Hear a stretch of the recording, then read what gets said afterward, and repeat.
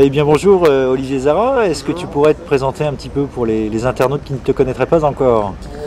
Bien, je suis un entrepreneur et un auteur spécialisé dans les technologies du Web 2.0. Voilà, je viens de sortir un livre qui s'appelle Réussir sa carrière grâce au personal branding.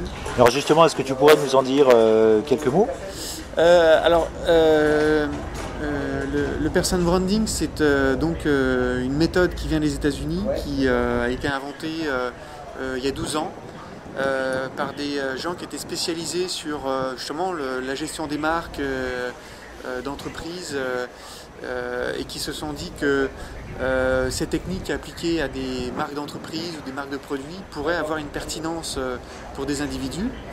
Et comme ils étaient dans cette logique de essayons de réinventer un peu la gestion de sa carrière et d'une manière un peu innovante, ils ont fait des recherches et ils ont commencé à intégrer tout un tas de techniques qui aujourd'hui sont cloisonnées.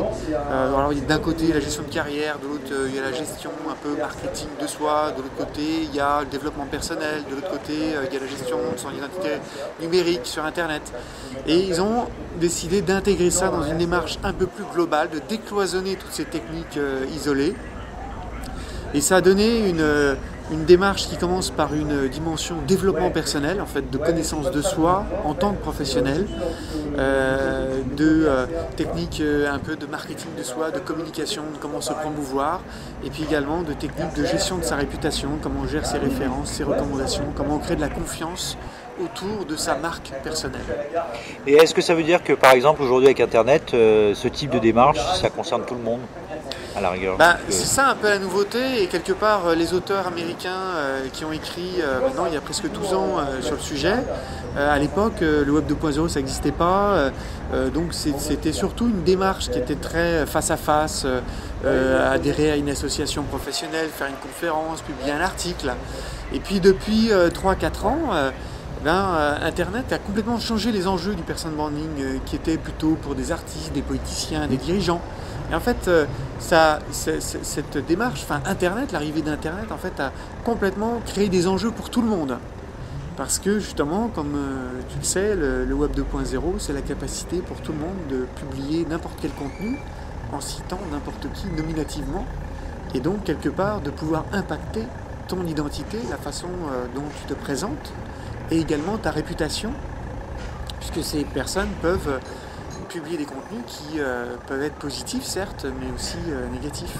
Et même si c'est positif, ce qui est le cas de tes amis ou de ton entourage qui ne te veut pas de mal, ça peut ne pas correspondre à ton image de marque. Alors ça va loin parce que la notion la notion de gestion de sa réputation, ça suppose que demain on pourrait raconter tout et n'importe quoi sur une personne, émettre des rumeurs, etc. Comment est-ce qu'aujourd'hui on peut espérer nettoyer sa réputation sur Internet? Et est-ce que c'est possible? Alors en fait, sur la dimension, parce que dans le personal branding, il y a ces trois dimensions, mieux se connaître, mieux se faire connaître et mieux se faire reconnaître. Sur la dimension gestion de sa réputation, en fait, il y a trois démarches. La première, c'est de construire sa réputation, c'est-à-dire d'être capable de rassembler des recommandations pour valider les compétences qu'on déclare.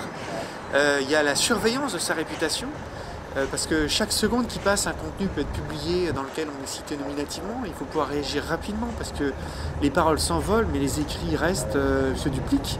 Et puis, il y a effectivement la défense de sa réputation, à supposer qu'on soit insulté, diffamé ou que des choses soient publiées qui ne soient pas positives et donc qu'on ait envie de faire du nettoyage.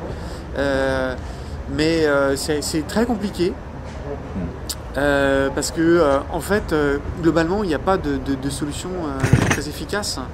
Il faut soit agir à l'amiable, soit agir en justice, soit faire, comme tu dis en parlant de nettoyage, essayer de publier, on parlait de noyer le poisson, ça c'est l'expression populaire, maintenant il y a noyer l'information négative sous une masse d'informations positives, ce qui suppose d'utiliser justement toutes les facettes du Web 2.0 pour que quand on tape ton prénom et ton nom dans un moteur de recherche, il y ait un maximum d'informations positives qui sortent et que l'information négative soit reléguée sur d'autres pages. Alors en deux mots, je crois que tu as développé un service qui s'appelle CV 2.0. Est-ce que tu pourrais nous en dire deux, trois mots? Oui, alors ce livre en fait est un peu le partage de la recherche et de la R&D que j'ai fait depuis presque 4 ans maintenant.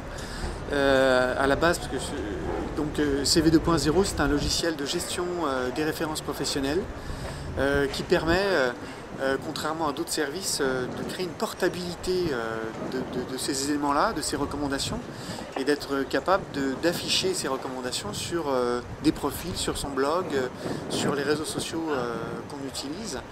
Et c'est vrai qu'au démarrage, j'étais juste dans une optique logicielle, gestion de ma réputation professionnelle, et qu'au fur et à mesure de mes recherches, c'est comme ça que j'ai rencontré le personal branding, que j'ai trouvé extrêmement intéressant, parce que c'était une démarche beaucoup plus globale, et aussi parce qu'il y avait cette dimension connaissance de soi. Et du coup, CV 2.0, c'est devenu un petit peu, parce que j'avais pas finalisé le logiciel à ce moment-là, c'est devenu un peu un outil de personal branding. Et l'intelligence collective, dans tout ça, tu es toujours en recherche, en réflexion sur ces sujets-là? Alors, c'est très intéressant parce que je continue mes recherches sur l'intelligence collective et je pense que j'abandonnerai jamais ce champ de travail. Mais j'étais très focalisé sur l'individu, sur les bénéfices individuels. Et depuis mon retour en France et le lancement du livre, j'ai donc beaucoup de gens qui sont dans cette expertise-là, entreprise 2.0, etc. Et j'étais complètement sidéré parce qu'ils ont trouvé des liens entre le personal branding et l'intelligence collective, dans le sens où l'individu, en gérant sa marque personnelle, est amené à ouvrir un blog, à utiliser des réseaux sociaux, à solliciter du feedback, et donc à rentrer dans une logique d'aide, d'entraide. Et donc finalement, les spécialistes de l'entreprise 2.0 en sont venus dans nos échanges à en déduire que finalement, inciter les gens à développer leur marque personnelle, c'était un excellent moyen de développer l'entreprise 2.0. Bah écoute Olivier, je te remercie. On rappelle le titre de ton dernier livre, donc c'est Réussir sa carrière grâce au personal branding. C'est quelles éditions? Édition Erol avec une préface de Loïc Lemeur que je remercie pour sa préface. Merci Olivier. Merci Denis.